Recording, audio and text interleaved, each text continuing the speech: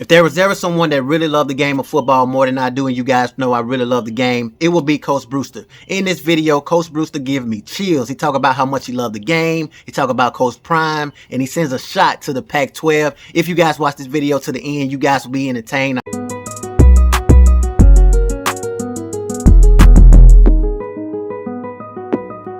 What's good, YouTube? Mag Dog TV back with another video. If you're new here, stopping by for the first time, hit the like, subscribe button, comment. I really appreciate it. Also, click the notification bell. That way, whenever I upload a video, you guys will be aware. Thanks, Coach Brewster.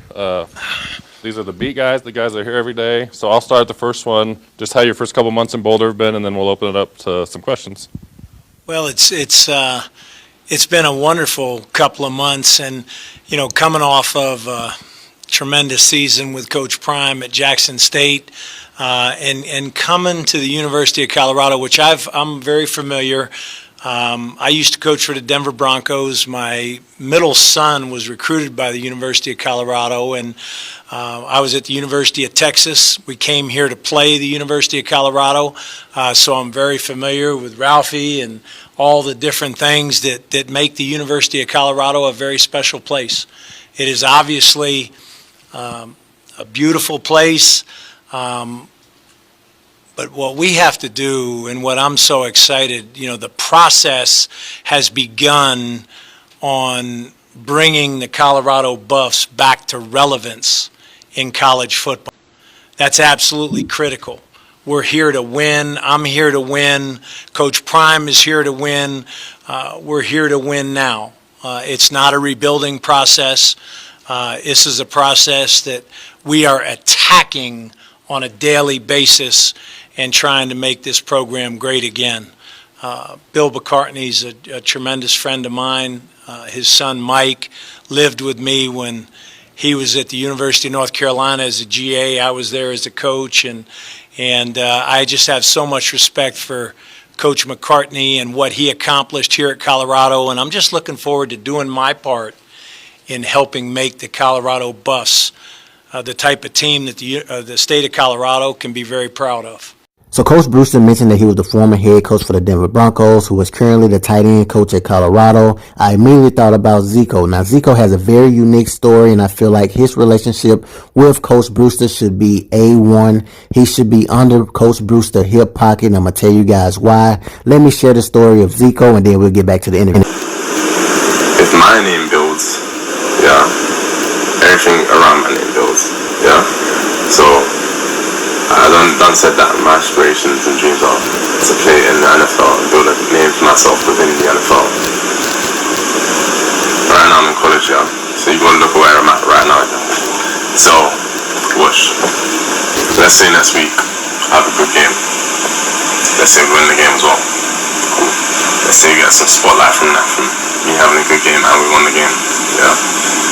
Now, not only is the spotlight on me, but it's gonna go through my media. People check out my media, they check out my name, they see I have a YouTube channel, and subscribers build, views go up, so it's like through my aspirations, through things that I want to do, I know that the content and not the content, but I know that like productivity, all that stuff, the engagement from the channel is just gonna go crazy. Like by the end of the season, you won't see I'm gonna be touching different types of views, different types of subs, So just think about 4 seasons down the line. Think about he going to the league now. You're out here, he got someone recording him now, not me recording, someone recording me getting drafted, someone recording me going to practice, someone recording me, so it's like the channel will grow as I grow. You guys are wondering why I added Zico in this video, and it's because of his tight end coach, being a former head coach for the Denver Broncos. And then you have Zico as a tight end with the hopes of playing in the National Football League. It can't get any better than this. But guys, the story gets even better. I want you guys to hear the story of Zico, what it had to take for him to get to the USA. It is the land of opportunity, and that's why one high school senior made the move from London to Clearwater. Tonight, sports anchor Kyle Berger bringing you the story of a rising football star whose journey across the pond to the Bay may ultimately land him at a Division I college. The heat was something that I was trying to deal with. Of course, it was the Florida heat and humidity that was Seydou Traore's biggest challenge when making the move from London to the United States. When I first came, I quarantined for 5 days and played the game the coming week. Seydou was part of the NFL Academy in the United Kingdom. He arrived at Clearwater Academy International on September 12th, a week into the season, to chase his dreams of landing a Division I scholarship. Played soccer, got quite good at it actually. I was a goalkeeper. My passion was at football. At 6'3", 210 pounds, Seydou has the strength and the size. Even more impressive, he can make acrobatic catches like that. Attacking the ball, if the ball's in the air, it's not 50-50. I'm going to attack the ball and I'm going to come down with the ball. He's got a really good ability to get in and out of his breaks for his size. He's got, really nice natural route running ability, and he's got good soft hands. So he's, added up, that's a dynamic playmaker. He never played 11-on-11 football until this season. He still landed his first scholarship offer this week to Southeastern Louisiana. To get at least one, and that's what I've been working for, it was definitely the right move. In Largo, Kyle Berger. Real quickly, I just want to add one more thing to that. I'm going to continue with the interview. I just want to say this brother went from playing soccer in London to playing for Coach Prime Deion Sanders in the United States of America with a position coach who was a former head coach for the Denver Broncos. It cannot get any better than this. My bold statement, we will be talking about Zico in the National Football League in a few years. Mark my words. Coach Brian Howard from the Boulder Daily Camera. You've been a head coach. Most of these guys we've talked to today have been head coaches. How much does that help that you guys have so much experience, but in that type of role? I've been amazingly blessed to have coached at every level: high school, college, the National Football League. Been a head coach, and next season's going to be, I believe, my 37th year, as a coach, and it benefits me to having stood before the team, talked to the team. Experience is invaluable. It really is, and the number one prerequisite that a coach has to bring, and I think the experience, what you're asking, truly helps that, is energy, positive energy on a daily basis, energy and expertise. And if you can combine those two things and really translate that to the kids, the energy, and my obligation is expertise to be able to teach these guys at a level that maybe they haven't been taught before. But the experience plays a huge part in that. I can impart some things with Coach Prime. He's an amazing leader, but I think the accumulation of all the experience that we have on the staff is certainly going to be beneficial for us as we get into this year. Hey, Coach. Jake Schwan at DNVR Sports. I'm just curious, in your time, you've been a pretty accomplished recruiter. What do you think makes you such a good recruiter and able to relate to these kids? I'm about relationships and relating to kids and talking to them on a level that they can understand. The whole key in recruiting is, okay, you're going to make a phone call, right? You're calling a recruit, and is that recruit looking forward to your phone call? Is he freaking jacked that Coach Brew is getting ready, is on the other line calling him? And you really strive to build that type of relationship with kids and build a relationship that's on a level away from the game. Truly getting to know a kid, as a human being, and letting them know. I think the whole key to success as a coach is making sure your players understand that you genuinely care about them.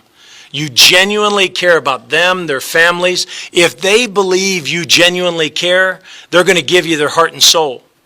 If a recruit believes that I really care about him and his mom and the situation at home and all those different things, he's going to gravitate to me. And that's why I'm successful as a recruiter is I think that, I love people. I love the interaction. There's a lot of guys in college football that don't enjoy recruiting. I do. I love it. I absolutely love it, and I look forward to doing it every day. I do it every day, 24/7, 365. It's recruiting. That's the name of the game, player acquisition. And I know this, when I'm coaching Antonio Gates, when I'm coaching Kyle Pitts, everybody's saying, God dang, he's a heck of a coach. Well, I'm going to go recruit great players, and I'm going to be a heck of a coach. That's, that's how it is. I mean, this might right here make me want to just go run routes right now. This gives me chills, man. This set up for Zico so perfect, man, because think about it. This man coached Antonio Gates, one of the greatest tight ends, Kyle Pitts. I mean, coached over 37 years, and you can just hear the love that he had for the game, and not just the game, but the relationships that he's trying to build with these players, man. And I've always wanted a coach to love me as a person more so than just an athlete. Hi, Coach Adam Munster Tiger, 24/7 Sports. When did you meet Coach Prime, and how did that relationship evolve to you initially joining him there at Jackson State? I was at Florida State University for 5 years, won a national championship at Florida State, and obviously one of the greatest players to ever play for Florida State was Coach Prime, and so I knew of Coach Prime, and I had met him a couple of different times at Florida State, but then when I really met him was when I went to recruit his school there in Dallas. He was coaching a high school football team there in Dallas. I went to watch him practice, recruit his players, and we just kind of hit it off,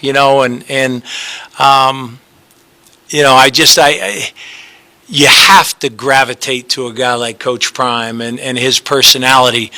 But the thing that really, guys, really, gets me fired up about this guy is truly his overall football intellect. Okay, he's got tremendous football intellect, and not just, defensive back play, but he really sees the big picture. And we began that relationship and got to know each other. And then the situation came up. I was at the University of Florida, and Coach Mullen got let go there, and I was deciding what I wanted to do, and I knew the vision was so clear. I knew exactly what Coach Prime was going to do. He was going to go to Jackson State. He was going to win. He was going to win big. And he was going to have opportunities to go to a Power 5 school. I think, playing on the highest level is something that really pulls at Coach Prime, his competitive nature. And so I just felt really, really strongly about the success that he was going to have at Jackson State. We got to talking. I went over to Jackson State, and then spending a couple of days with him, and I just, I was really, really excited. And nobody in this room, nobody in this room can comprehend the obstacles that we faced at Jackson State, the obstacles that the head coach, Coach Prime, faced as the leader of the program there. And social issues, not being able to drink the water, just all different types of obstacles were in our way. And I was just blown away, amazed at how Coach Prime navigated each situation with such tremendous grace and never lost focus on what we were trying to accomplish. And it was one of the great years in the history of Jackson State University. And in all my years of coaching, guys, it was amazingly rewarding. And I just, I had an absolute blast with him. No one in the room probably can understand or comprehend what Coach Brewster is actually talking about when he talk about the challenges that Deion Sanders faced at Jackson State. I live right around the corner from Jackson, Mississippi, and I can tell you guys what Coach Prime did for the city of Jackson alone is second to none. This man brought celebrities. He brought a lot of revenue. He did so many amazing things during the time of no water, crime, all of these things, man. He was still able to win championships. Hi, Coach. Hello. Nikki Edwards, CU Sports Report. We're all fired up for spring practice, but what goes in behind the scenes in preparation for spring practice? What are you and the coaching staff doing? We're right now just truly trying to learn exactly what, on the offensive side of the ball, Coach Lewis wants to accomplish. On the defensive side of the ball, what Charlie Kelly, special teams wise. So we're all in a real learning phase right now. Learning exactly. We're in a absolute deep dive into learning this offense and defense and most importantly, getting to know our players, getting to know these kids, building relationships with these kids so that they know we genuinely care about them, so that they're going to give us everything they have when it's time to step on the Real field. quickly, for those that can't read between the lines of what Coach Brewster is actually saying, I'll tell you what he's saying. He's saying this: I want them to know that I love them now. So when we get on the football field and I'm chewing them out, I'm cursing them out, I'm screaming at them, I'm yelling, because Coach Brewster is an old style type of coach. So he's going to be that type to be in your face. He's going to tell you go 100%. And I want them guys to know that I love them now. So when we get into this situation, they're going to know not to take it personal. Okay, I promise, coaches, we've done it 2, so we'll do 2 more. Jimmy, go ahead. Jimmy Searfoss, 247 Sports. We had a few coaches talk about how Coach Prime kind of has an old school style to him and the way they've been running practices. What does that mean to you, and what does that mean by an old school style? Yeah, old school style, and I can certainly relate. I coached with Marty Schottenheimer. I coached with Mike Shanahan. I coached with some of the absolute great ones. And there's a certain amount of fundamentals. I think when you talk about, old school, it's the fundamentals that you teach, okay? Blocking, tackling, catching the ball properly, doing the fundamental things that'll never change in the success of your football team. And Coach Prime, Coach Prime was coached by, maybe one of the greatest tough, hard-nosed coaches. If there's one guy in Coach Prime's life that has made an amazing impact, it's Mickey Andrews at Florida State University, longtime defensive coordinator, and his heart was as hard and as Prime is new age in so many different ways, as you all know, with social media and all that. But when we step between the white lines, he goes back, and that these are the things that we have to do for us to be successful. And it'll never change. Things will never change, and so he'll adapt and do the things, but he'll never forget, where he came from. And I know always in Coach's ear, Mickey's talking to him. You got to keep your eyes up, keep your head up when you're tackling. Do the thing. We have to, if you're going to be a good tackler in the game, you better practice tackling. And those are things I think sometimes coaches get away from the fundamental things, and I think that's what Prime is really.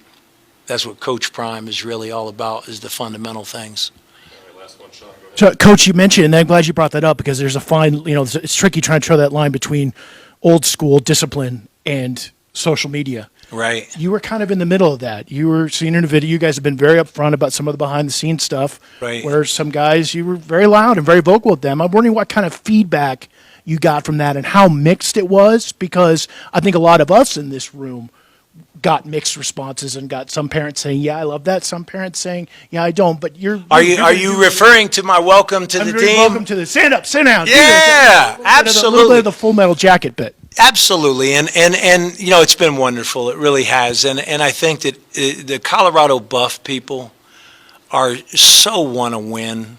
They're so, I think, it's time to win again. And to win, you have to have amazing pride in the name on the front of your jersey and the name on the back of your jersey, okay?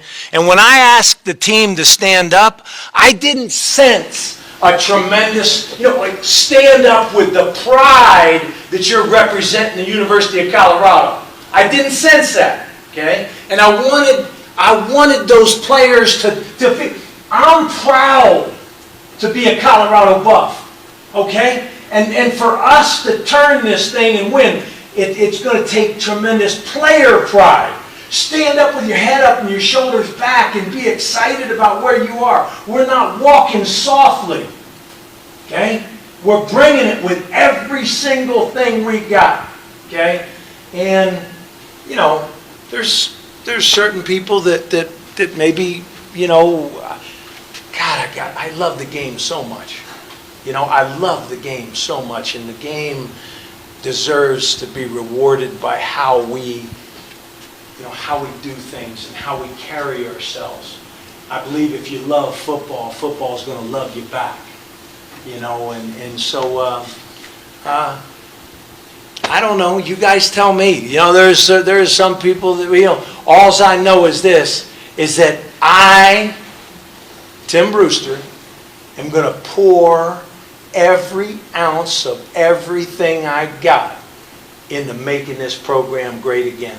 And if our players and every other coach responds the same way, we're going to win. What Coach Prime said, we're coming. I'm waiting to say we're here. My final thoughts, he's absolutely correct, man. You have to be prideful to be a Colorado Buff. If I'm the way that I am right now, just reacting to the videos, because I can promise you, man, it'd probably be people that riding by in their cars and they see me over here screaming and yelling at the camera. And it's because I love this game, and it's just a privilege and an honor to react. So if I'm just reacting this way, I can imagine how these guys is, man, when they actually out there on the football field, man. And Coach Brewster mentioned 24/7 recruiting. This is somebody that loved the game, over 37 years of experience, and his energy is still the same, man. If you guys like the video, definitely subscribe to the channel.